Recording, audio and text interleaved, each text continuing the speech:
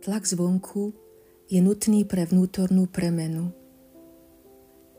Bez tlaku človek nevidí, necíti potrebu niečo zmeniť. Keď je luk napnutý na maximum, môže šíp najďalej doletieť. Napätie, ktoré je teraz zvonku cítiť, nám napomáha sa katapultovať z oddelenosti ja a vonkajšok, čiže okolie, do jedného univerzálneho vedomia.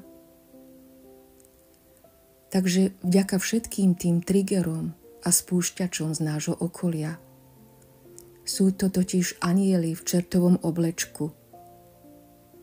Je jedno, či sú to politici, kolegovia v práci, partneri, či niekto z rodiny. Všetci nám poskytujú rovnakú službu. Vyvolávajú v nás potrebu niečo meniť. Niečo v sebe potlačené pochopiť. Nech sa to prejaví a ukáže vo svetle pravdy a nezostáva to byť len skresleným vnímaním, ktoré zodpovedalo určitému stupňu nášho vývoja, ale už doslúžilo a potrebuje premenu. Všetky doterajšie skúsenosti si nesieme so sebou a doviedli nás do bodu nášho terajšieho vedomia. Takže netreba nič z týchto skúseností oľutovať či nejako zatracovať. Každá z nich bola, je a bude rovnako dôležitá, tak ako isto každý náš vzťah k niekomu alebo k niečomu.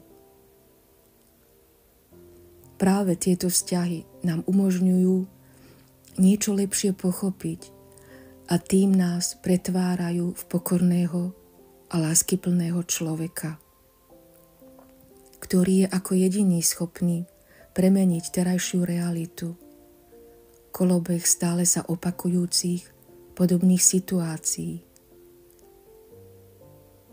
Tak ako sa postupne meníme v láskyplnú bytosť, menia sa naše vzťahy, stávame sa jemnejšími, chápeme svojich blízkych, s ktorými sa stýkame a vidíme, že ich len nedostatok lásky a seba uvedomenie sa drží v zajatí zaslepenosti, tak ako to bolo predtým u nás. A že ako oni pomáhajú byť spúšťačom našej premeny, tak aj my svojim chápavým prístupom dokážeme meniť ich. Krátky pobyt s láskavým, pokojným človekom robí divy i s tým najväčším nervákom.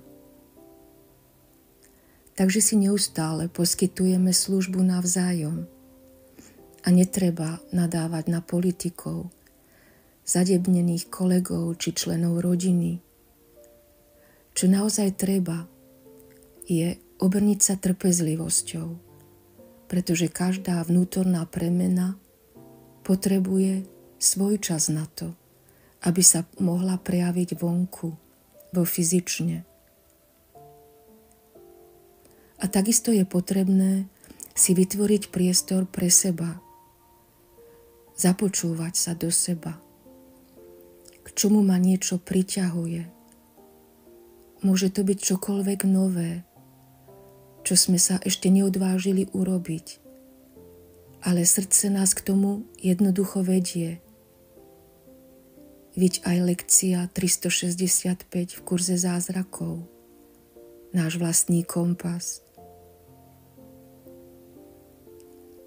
Každý má tento kompas nasmerovaný po svojom, tak nie je vhodné orientovať sa kompasom druhého. Každý z nás je jedinečný a neopakuje sa. A táto pestrá, jedinečná rôznorodosť tvorí celok, jedno vedomie. Celok je tvorený našim jedinečným dizajnom ktorý sa v univerze už neopakuje. Takže každý môže byť na seba právom a zdravo hrdý a tešiť sa zo svojho veľkého daru jedinečnosti. Ako sa prejavuje a ako vyzerá. Je úplne nezmyselné sa súdiť za to, ako vyzeráme, či máme veľké brucho, alebo malé prsia, alebo že sme urobili niečo nesprávne.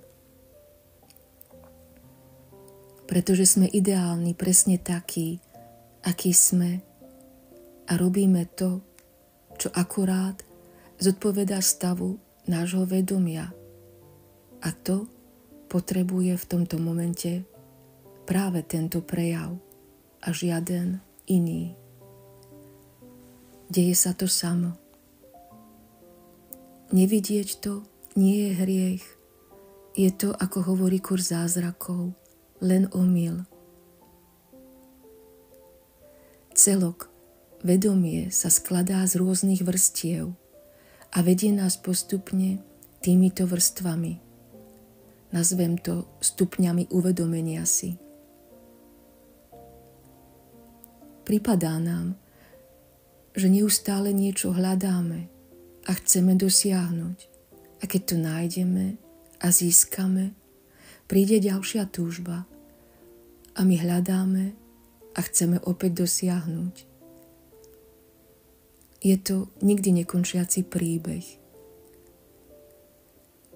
Celok, vedomie sa takto individuálne zažíva cez každého z nás, prostredníctvom našich príbehov, ktoré žijeme, a takisto prostredníctvom nekonečného hľadania, ktoré je v nás zakomponované a je tak neoddeliteľné. Keď sa otvorí určitá vrstva vedomia, začne sa postupne vnútorný nepokoj v každom strácať. Si pripravený prijímať všetky výzvy života. Berieš ich s ľahkosťou ako nevyhnuteľné. Otvoríš sa a si pripravený na novú lekciu života a tá príde s určitosťou. Veď je to nikdy nekončiaci príbeh a ty mu dôveruješ. Dôveruješ svojmu vedeniu, svojmu kompasu. A vtedy opadá túžba byť niečím, stať sa niečím, niečo nevyhnutne dosiahnuť.